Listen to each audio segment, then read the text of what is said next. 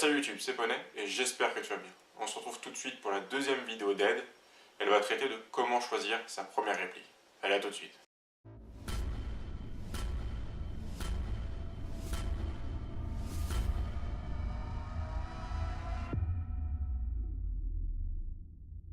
Comme je te le disais juste avant, cette vidéo là, elle va avoir pour but de choisir sa première réplique. Alors, c'est une vidéo qui est très importante, je mets un moment à la sortir et je veux être sûr qu'elle soit le plus complète possible. Voilà pourquoi elle devrait durer un petit peu dans le temps. Alors déjà, avant toute chose, on va se renseigner sur les vraies armes avant même de se renseigner sur les répliques. Tu vas voir que ça a son importance et tout le long de la vidéo, on va voir qu'on va faire des relations entre les armes et les répliques d'armes. La première chose, en parlant de l'armement général, on va distinguer dans l'armement les armes d'épaule et les armes de poing. Alors dans les armes d'épaule, on va trouver les fusils mitrailleurs, les fusils d'assaut, les pistolets mitrailleurs, etc. Et dans les armes de poing, on va retrouver les pistolets et les revolvers.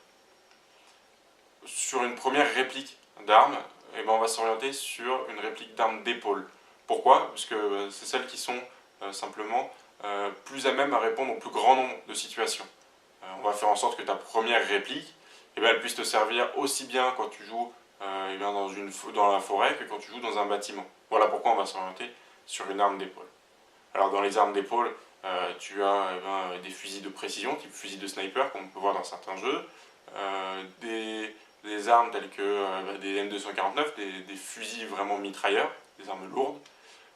Tu as des fusils d'assaut, comme on va retrouver un M4, un M16, une AK, un G36. Et puis tu as les pistolets mitrailleurs. Les pistolets mitrailleurs, ce sont des armes d'épaule qui utilisent des munitions de pistolet.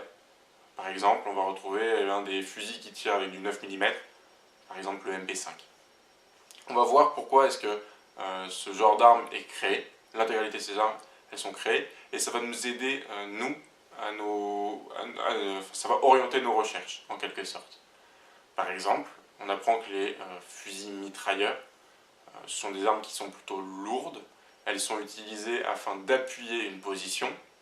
Elles permettent d'avoir une grosse cadence, un gros emport de munitions. Et donc, au niveau des répliques, on va retrouver ces points.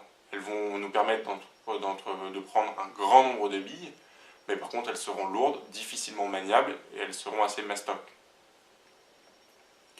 Au niveau des fusils de précision, alors dans la réalité, là où les puissances sont infinies, en quelque sorte, les fusils de précision permettent de tirer à très longue distance avec une très bonne précision. Malheureusement, en airsoft, les puissances sont ce qu'elles sont. On est limité en France à 460 fps, environ 2 joules. Ça, malheureusement, on n'a pas un assez grand écart de puissance et on n'a pas les technologies pour pouvoir envoyer des billes suffisamment loin pour qu'il y ait une réelle différence entre un fusil d'assaut, par exemple, qui va tirer à une cinquantaine, soixantaine de mètres, et un fusil de précision qui va tirer à 70-80 mètres grand maximum. Hormis des cas très spécifiques, on ne va pas pouvoir dépasser, on ne va pas avoir une grande différence de distance et d'engagement. Donc ça peut être assez difficile de commencer avec une réplique de sniper, on va dire, avec une réplique de fusil de précision, qui en plus ne permettra pas un tir en semi et en full automatique. Voilà pourquoi je mettrai cette case un petit peu de côté pour le moment. Et on va s'intéresser aux fusils d'assaut et aux pistolets mitrailleurs. Alors, la différence, je le disais, entre les deux, ça va être surtout dans la vraie vie le calibre. Sauf que ce calibre, c'est pareil. Pourquoi est-ce qu'il y a des calibres différents? Parce qu'il y a des calibres qui sont plus ou moins efficaces à longue et courte portée. Par exemple, une arme qui va utiliser du 5,56, donc la munition par exemple de la M4, elle a besoin d'un canon long, alors qu'une arme qui va utiliser du 9 mm, calibre de pistolet, elle a besoin d'un canon plus court. Ce qui donne, c'est qu'au niveau des pistolets mitrailleurs, on va avoir des canons dans la vraie vie qui sont beaucoup plus courts, donc leurs répliques vont également utiliser des canons beaucoup plus courts, ce qui va réduire considérablement la distance à laquelle on peut envoyer une bille et avec la précision. Il faut s'attendre par exemple avec un MP9, qui est une réplique de pistolet mitrailleur, qui utilise des munitions normalement de 9 mm. Nous on s'en fout, on tire tout en 6 mm. Par contre, on a un canon qui va faire 14-15 cm de long, et du coup on ne peut pas s'attendre à avoir la même portée, la même précision qu'une réplique qui va avoir un canon qui va faire 40-45 cm de long. Voilà pourquoi, dans un premier temps, moi je me concentrerai sur un fusil d'assaut, une réplique de fusil d'assaut. Alors maintenant qu'on sait qu'on va s'orienter sur un fusil d'assaut, une réplique de fusil d'assaut, reste à savoir comment est-ce qu'on va le propulser. Comment est-ce qu'on va propulser la bille. Alors, on considère que lors de ma première vidéo, je t'ai dit qu'il fallait attendre avant d'acheter ta première réplique. Je considère que tu as écouté ce conseil. Et donc, tu es déjà familiarisé avec les mots comme AEG, GBB, GBBR. C'est pour ça que je ne reviendrai pas dessus. On va maintenant, par contre, voir un petit peu les points forts et les points faibles de chacun de ces modes de propulsion. Alors, dans l'ordre, je dirais d'abord le spring, donc avec un ressort, un armement manuel. Alors, le plus souvent, les fusils d'assaut avec armement manuel sont des fusils d'assaut de basse qualité. On va retrouver ça un peu les pistolets de foie. C'est un externe qui n'est pas très joli, un interne qui ne tient pas très bien, et le plus souvent, on n'a pas de système au peuple ou quoi que ce soit. C'est pour ça que je déconseille dans un premier temps, même tout court, l'achat, par exemple, d'une M4 Spring. En plus, ça ne te permettrait pas de tirer en semi-automatique et en rafale ou en full automatique. Ensuite, on a toutes les fusils qui ont fonctionné à gaz, ce qu'on appelle GBBR. Et là, c'est pareil, je ne le conseillerais pas. Ça te permet d'avoir du semi et du full automatique. Ça te donne un recul au niveau du tir. C'est une caractéristique qui est vraiment sympa et qui est recherchée par un grand nombre de joueurs. Par contre, tu auras beaucoup plus d'entretien à fournir. Ce n'est pas jouable en toute saison. Et puis, plus souvent, les chargeurs sont de basse capacité. C'est pour ça qu'en première réplique, je te conseillerais d'éviter les gaz qui sont un petit peu plus chers, un petit peu plus compliqués à trouver et beaucoup plus difficiles à entretenir au final, plutôt qu'un AEG. Donc un AEG, les répliques électriques qui fonctionnent avec batterie. Là, moi, je m'orienterais beaucoup plus en première réplique vers un AEG, pour la simple et bonne raison que ça ne demande pas beaucoup d'entretien, en quelque sorte, simplement un nettoyage du canon comme dans toutes les répliques, mais voilà, on n'a pas besoin d'ouvrir la gearbox tout le temps, surtout sur les débuts, on n'ouvre pas la gearbox sur un début. Et ça se retrouve beaucoup plus souvent. Il y en a toute gamme de prix.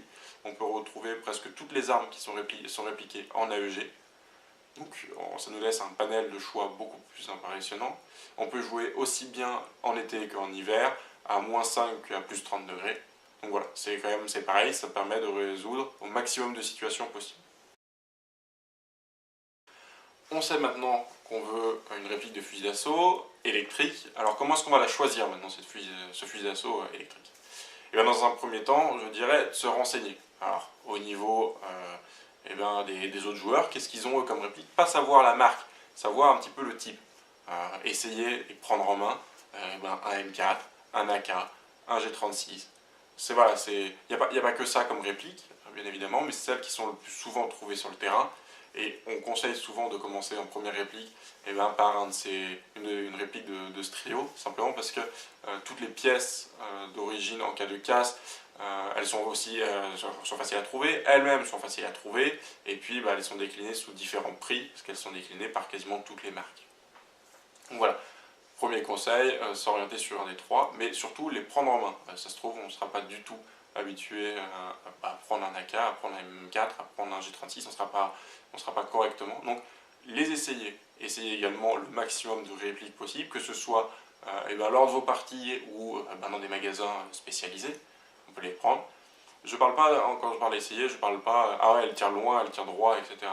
Ça vient après. Déjà, dans un premier temps, prendre un petit peu la plateforme. Ce que je dirais, la plateforme, c'est le type de réplique d'arme. Donc, on regarde un petit peu le maximum, on en prend le maximum en main. Et puis, une fois qu'on a trouvé la plateforme, on va maintenant se renseigner sur quelles sont les déclinaisons de cette plateforme. Par exemple, un G36, il y a plusieurs façons de le décliner. Et on va le retrouver dans une version courte, par exemple en G36C, dans une version un peu plus longue en G36K, etc. Donc une fois qu'on a la plateforme, on sait qu'elle nous tient bien en main, que c'est vraiment la réplique qui nous plaît, en plus en termes d'esthétisme, et on va maintenant retrouver qu'est-ce qui est le plus adapté, et surtout qu'est-ce qui est le plus adapté à mon style de jeu et au terrain dans lequel j'évolue.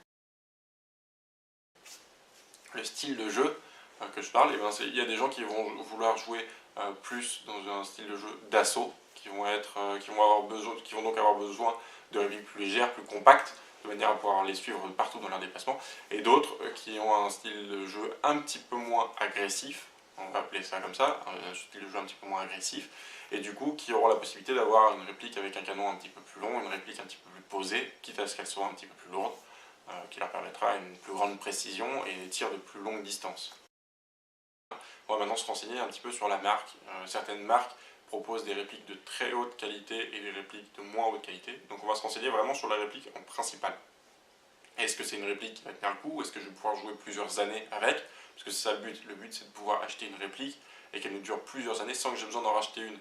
Faire un achat maintenant et le refaire dans 6 mois pour changer parce que ça ne nous était pas adapté ou parce que au final elle ne convient pas parce qu'elle ne tire pas correctement, etc. C'est pas non plus la peine. Donc autant attendre un petit peu, se renseigner vraiment, y réfléchir et acheter une réplique qui va tirer droit dès le début et qui va nous convenir parfaitement. Attention aussi, une nouvelle mise en garde, certaines répliques sont en sortie de boîte, donc directement vendues, avec des puissances trop élevées par rapport à la législation française, la législation en vigueur dans le pays dans lequel tu joues. Il faut donc prendre en compte ça, parce que c'est pas anodin du tout. Avoir une puissance trop élevée, en plus de t'empêcher de jouer dans le pays où tu te trouves, elle va nécessiter ce qu'on appelle un downgrade, donc des modifications internes, de manière à pouvoir rester dans les puissances. Ces modifications internes, le plus souvent, eh bien, elles te font sauter la garantie de ta réplique. Ou acheter eh bien, ta première réplique. Et bien, mon conseil principal, ce serait de l'acheter dans un shop français, ou dans un magasin d'airsoft français, quitte à la payer un petit peu plus cher. Et encore, quand on voit les frais de port des répliques venant de Chine, sans compter les frais de douane, je ne suis pas sûr qu'on y gagne beaucoup. Donc l'acheter en magasin français, qu'est-ce que ça te permet? Ça te permet surtout, si tu as un problème avec ta réplique, de la donner à ton vendeur et qu'il s'en occupe avec la garantie. C'est très important. Lorsqu'on commence, on ne sait pas forcément où sont ses limites, on va vouloir ouvrir, penser que c'est un petit peu plus simple que ça, et puis un petit peu faire n'importe quoi. Également, dans une première réplique, je déconseille l'achat d'occasion. On ne sait pas ce que la personne d'avant a fait avec la réplique. Ça risque d'avoir endommagé des pièces internes et puis au bout de 5 mois, 6 mois, voir que la réplique ne tire plus et pas pouvoir avoir de garantie parce qu'elle aura été ouverte par le précédent acheteur. Donc on fait attention, on essaie de l'acheter en France dans un magasin de neuve. Voilà. En plus, on pourra bien évidemment l'essayer plutôt que l'acheter sur internet. On pourra directement l'essayer auprès du vendeur et s'en assurer une dernière fois est-ce qu'elle nous convient vraiment. C'est avec elle qu'on va jouer les prochains dimanches. L'achat d'une réplique, ça occasionne également un achat d'accessoires qui vont avec. Alors il y a des accessoires qui vont être obligatoires, par exemple le fait que vous portiez une réplique et du coup que vous transportiez une réplique, eh bien ça vous oblige à acheter une valise ou une sacoche, un sac, qui permettent de la cacher aux yeux du public lorsque vous allez sur le terrain. Donc acheter une réplique, c'est aussi prendre en compte eh bien, le moyen de la cacher lorsque vous n'êtes pas en jeu et que vous vous rendez ou vous partez du terrain. C'est également, vu que c'est une réplique électrique, et bien prévoir l'achat d'une batterie et d'un chargeur de batterie. Certaines répliques sont vendues avec une batterie et un chargeur de batterie, d'autres non, donc c'est un achat qu'il faut prendre en compte. Et également, et bien un sachet de billes pour pouvoir jouer simplement du consommable. C'est quelque chose qu'il faut prendre en compte au moment où on achète sa réplique.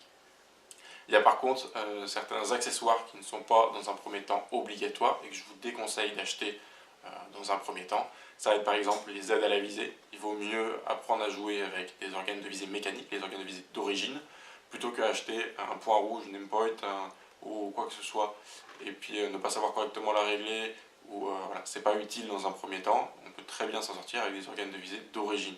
Et on s'en sortira bien mieux, plutôt que ne jamais les régler, ne jamais savoir s'en servir, et au moment où on veut utiliser le point rouge qu'on a acheté, il n'y a plus de piles et on ne sait plus jouer. Également, on n'est pas obligé d'acheter des chargeurs supplémentaires. La plupart des répliques d'Airsoft sont vendues avec des chargeurs grande capacité, à 500 ou 600 coups. Et un seul chargeur suffira amplement. Donc un chargeur directement engagé dans la réplique, comme ça on n'a pas besoin d'avoir un gilet tactique ou quoi que ce soit avec plein de chargeurs et de peser 800 kg quand on sort du spawn. Voilà, un chargeur avec des billes, bon c'est pas grave, dans le premier temps ça fait un peu maracas, on débute, c'est pas grave, on aura tout le temps d'acheter bien plus tard des chargeurs s'ils sont adaptés à nos besoins. Toujours pareil.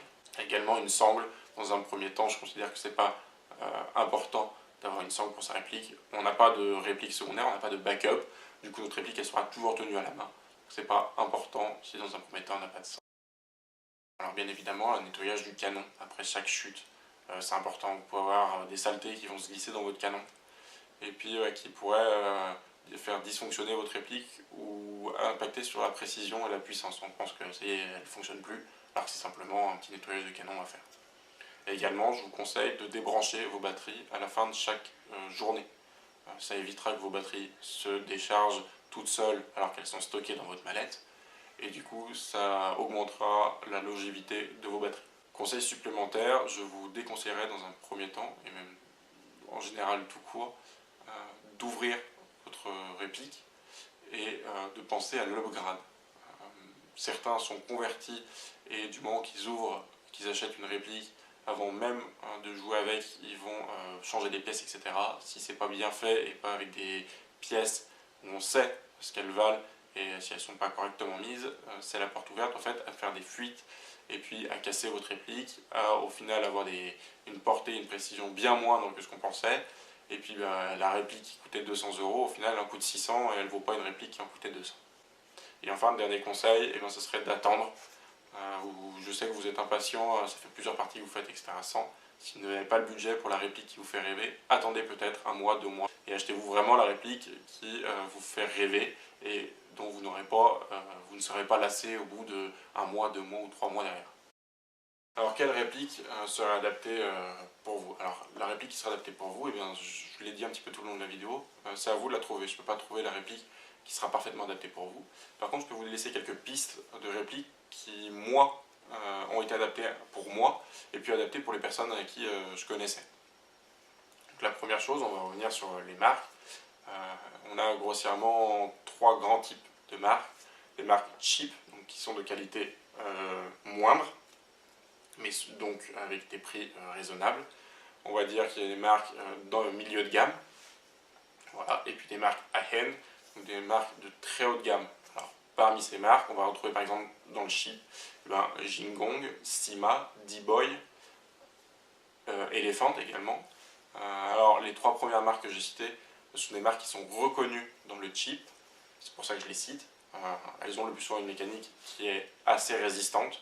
Elles ont des externes qui sont des externes cheap, donc même s'il y a du métal ou même des fois du vrai bois sur des répliques, on ne va pas bénéficier de marquage, on ne va pas bénéficier par exemple d'un arrêt de fin de chargeur ou des choses comme ça. Parmi les moyennes gammes, je vais intégrer King Arms, GEG, ICS, ARES, EL par exemple, qui sont des marques qui vont tourner entre 200 et puis je dirais 350-400 €. Les chips, on va être entre 100 et 200 €. Le moyen de gamme entre 200 et 400.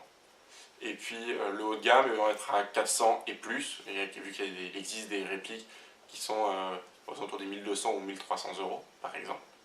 Et donc dans le haut de gamme, je vais trouver du VFC, je vais trouver du Marui, du GEP, et puis bon, par exemple en très très haut de gamme, on va trouver du Systema, qui sont des répliques qui sont hors de prix et que je déconseille complètement en première réplique. Moi, l'intégralité des personnes à qui j'ai demandé et qui me conseilleraient en fait un peu leur réplique, ils ont acheté leur réplique dans du moyen de gamme. Pourquoi? Eh bien simplement, ils ont décidé, après avoir fait plusieurs parties sans aucune réplique, qui voulaient s'intégrer vraiment dans le sport et qui voulaient une réplique qui pourrait garder 2 ans, 3 ans, sans voir les compétences un petit peu freinées, sans voir leurs compétences freinées par la réplique. Et c'est là en fait où je veux en venir. C'est que des fois, il suffit de rajouter 50, 60 € pour passer sur la même plateforme, par exemple une AK GEG et une AK Sima, et des fois il suffit de rajouter pas grand chose pour qu'on passe du bas de gamme à du moyen de gamme. Il faut souvent, je pense, quitte à attendre un petit peu, mettre la main au portefeuille un peu moins souvent, c'est ce que je considère, mettre la main au portefeuille un petit peu moins souvent et acheter une réplique qui ne va pas nous faire défaut. Une réplique, on la sort de son étui, on branche la batterie, on tire, à la fin de la journée, on débranche la batterie, on la remet, on sait qu'elle va tirer la prochaine fois qu'on va l'utiliser. Voilà pourquoi je conseille de prendre des répliques parmi les marques que j'ai citées en moyenne gamme. Alors, j'ai fait une petite liste qui est non exhaustive, mais de répliques qu'on peut trouver dans les moyennes gammes sur les plateformes les plus récemment vues. Alors, par exemple, je prends Mais par exemple, on va retrouver la CM16 de chez G&G, qui est une M4, qui va tourner aux alentours des 220-230 euros, qui est une super réplique, c'est par celle-là que j'ai commencé. C'est une réplique qui peut pouvoir tourner 5-6 ans sans aucun problème, avec un externe qui n'est pas tout à fait parfait, ça va être du plastique. On est sur de l'entrée de gamme du G&G, mais par contre avec un interne qui va tenir et une super portée, une super précision en sortie de boîte. On va également trouver le G36 de chez Ares, donc c'est pareil, c'est une super réplique. Et bien, les AK de chez EEL, ce sont des répliques qui sont dans 300 euros, qui sont de superbes répliques. EEL, c'est une fabrique d'armes à feu originale et qui expatrie un petit peu leurs pièces d'armes à feu pour en faire des répliques. Donc on est sur des superbes répliques avec des externes magnifiques et puis avec un interne qui est très correct. Ça, il faut compter 300 euros à peu près. Et enfin, on peut retrouver par exemple le MP5 de chez ICS. Alors, ICS, c'est une marque chinoise qui font des répliques qui sont tout à fait convenables avec des prix convenables. Et puis, on peut même trouver, alors là, il faut mettre, pareil, il faut que ce soit un petit peu il faut un peu plus se serrer la ceinture. On est sur des prix aux alentours des 350 euros. Mais on peut trouver du high-end dans les prix de moyenne gamme. Et on peut par exemple trouver la VR16 de chez VFC, qui est une excellente réplique, qui est une réplique que je possède depuis moi 2 ans, qui nous donne une portée, une précision phénoménale, et puis qui est au prix du moyenne gamme, qui est du haut de gamme au prix du moyenne gamme. Donc voilà, il n'y a aucune pub pour eux. Moi, c'est la marque VFC, c'est une marque que je suis et que la plupart de mes répliques sont de chez eux, parce que je sais que voilà, je l'utilise, je la débranche, je la range dans son étui, j'ai limite rien besoin de faire, je la reprends la semaine d'après, rien n'a bougé, tout est parfait, et là où est mon point rouge va ma vie. La qualité des billes, ça influe beaucoup sur la précision. Ça influe sur les bourrages qu'on peut avoir, donc les billes qui restent bloquées dans le canon, mais ça influe aussi beaucoup sur la précision. Et là, je conseillerais d'avoir des billes de bonne qualité. Surtout si on utilise des répliques de moyenne gamme avec des canons qui sont des canons de semi-précision avec du 6.03, 6.05. Là, je vous conseillerais d'avoir, donc il y a plusieurs marques de billes que je pourrais conseiller.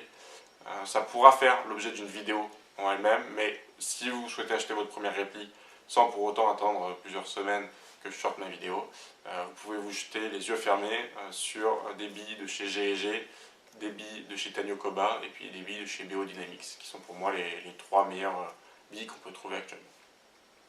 Voilà, cette vidéo est maintenant terminée. J'espère que ça vous aura aidé et que du coup vous pourrez plus facilement appréhender cette question de que choisir comme première réplique. Il ne me reste plus qu'à vous souhaiter une bonne journée et puis jouez bien.